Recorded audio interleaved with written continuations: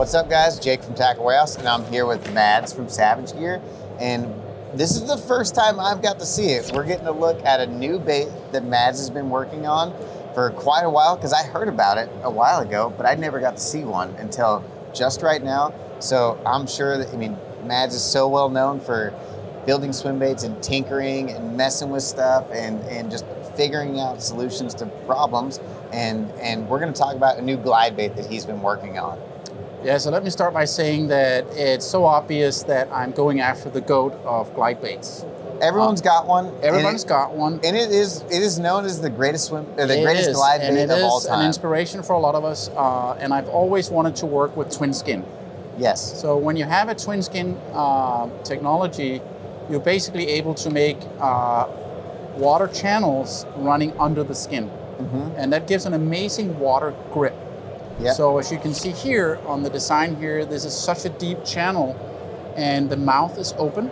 Yep. So the bait basically is a slow floating bait. So when it hits the water, it takes a while for it to absorb the water and come down. Mm-hmm. And the open mouth grips the water and it's pushed through the water channel, and it just gives this amazing stable glide. Okay. For these bigger baits, important is that you have spinning hook hangers so that the big bass, they can't wrench the bait out of their mouths. Yeah. So that's one really cool option. The second thing is the material itself is a bit of a secret. How we solved to be able to get that material to stretch enough to go over the swivels, and at the same time have the right primer so that we can paint on it without the paint coming off. Yeah. I'm sure that's a design nightmare for you. Oh, this took a little while to find out how do we avoid the problems that there was with one of the greatest swim baits of all time, is that the paint rubs off and that the water doesn't drain.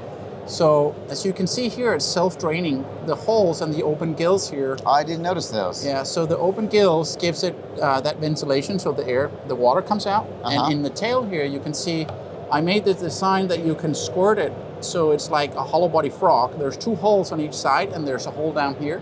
So when I push this, the water runs out of the tail. And that also means I bring the lure back, it's full of water, it will be a slow sinking. I squirt the water up and it's gonna come right back up close to the surface. So just that again. little adjustment changes it from a slow sink to a floating version. Yeah. And then the next thing is, I don't want this bait to be a one-trick pony. With different speeds, with different retrieves, I want it to be able to fish from the top. So you can drag it down with the speed, it comes down in the water. Yep. I maintain that function so that you can actually go down in that water depth that you want. It has a great hang. I love that, when you have that hang at the end of the glide, it just hangs there. And it just hovers, and it's almost like a suspending jerkbait. You want it to like sit in that strike zone. Yeah. It's what we call the stupid end of the glide, right? That's when they eat it. It is when they eat it. That's when they eat it. So a thing about that alternative swim bait in that particular size, the 250, is that when you make a certain size and you try to downscale that to an 8-inch, which is a really, really good pocket size for most swim baiters, if you just downsize it 1-to-1, you will lose that action. Yeah. And that's why we don't see a 200 that works very well. And you've talked about that in other designs, in the properties of scaling down a bait. You can't just shrink everything or make it bigger and expect it to work. No. There's so much tuning that goes on. You gotta have that tuning and you gotta have that built in. So that's why I actually started with the small size and realizing that this crosstail design was super important for the smaller size bait to have the same water grip. What you want with a glide bait, you speed it up and you want it to go that way. You don't want to go like that. You want it all the way out there. Okay. And by adding this, you just add to the glide and the momentum of the bait. Okay. So that's what you will see, that you have all of a sudden an 8-inch glider that glides like a 10-inch. That's really cool, and something super interesting that really sparks my interest is that fin on there and what you're saying. So it helps grip the water and get it to move farther out. And I think that's something that is super hard to do with any glide bait, and is to get the smaller version of any glide to glide as well as the bigger model. And that's across the board for That's the any dilemma glide for bait. any bait builder, is how do we make a smaller bait behave like the big guy. And that's cool that you figured that out, like yeah. on the smaller one first, and then moving it over to because I knew if I had this right, then this would be even better.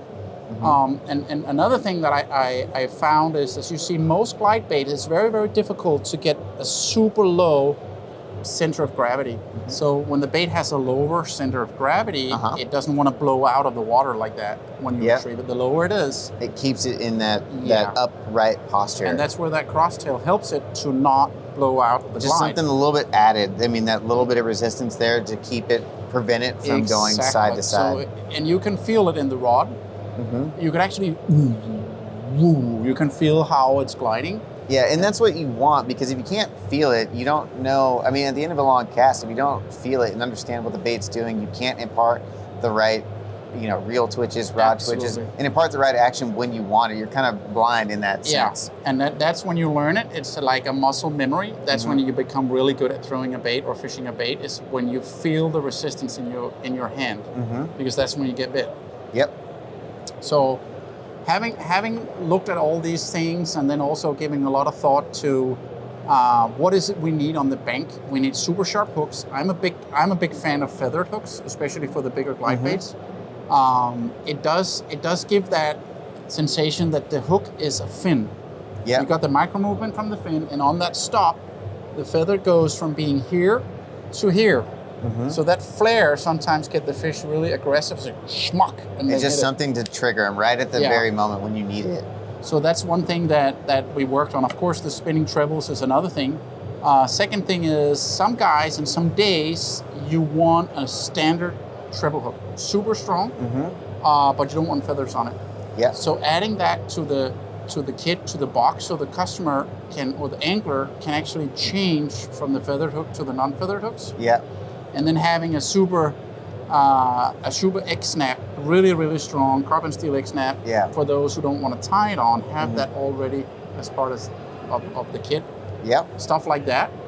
And if we can show you just a little bit about the thought process behind the colors, using different hot stamp foils on the inside, and then having photo printed details over the hot stamp, and then do the shadow paint on the outside.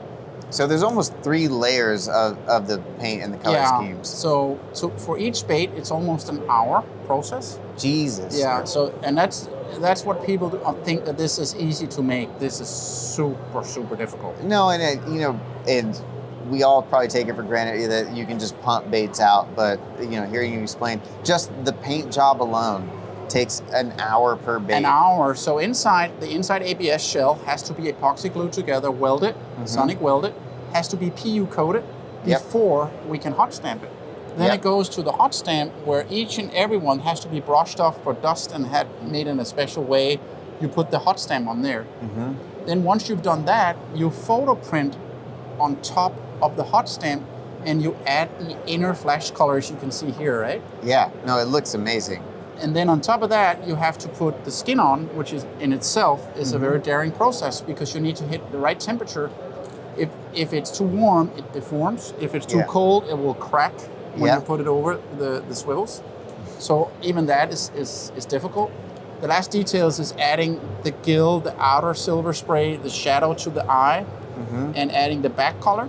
And as you can see here, the detail just on this color, a lot of the bait fish, they have like a black ending at the tip of the tail. Yeah. But then in the middle, they're almost translucent. Yeah. So this can only be done by airbrush. Yep. So all those details you see on the outside is someone's doing that by hand. Yes. And that's really cool, and just something that you would never think of such a labor-intensive process to make something like this. And just adding the feathers has to be a certain length, so they have to be the double length of the treble hook itself. We use 8 feathers and 6 strands of holograph, and we tie them so they're outbent, as you can see. Yeah. So every little feather is put on that way, so it sits before you wrap it. I just had to learn how to make feather trebles myself, and it is not an easy process. It's not as easy as it looks. No, I had to take multiple classes from our fly tying guy to know how to lay the feathers in there correctly. You don't just get to slap them on there and get them to do that. So there's definitely a process to doing it, and it is not easy. And each of these shells here, we have a little EVA pad that is put into the eye before we start painting it. Yeah. If not, the eye glue cannot have the right adhesiveness to the semi-soft PVC. And that has to be removed, and then we have to place the eye exactly the right angle so it doesn't look like it's cross-eyed. Yeah. And then every single bait is then swim tested before it's dried and packed.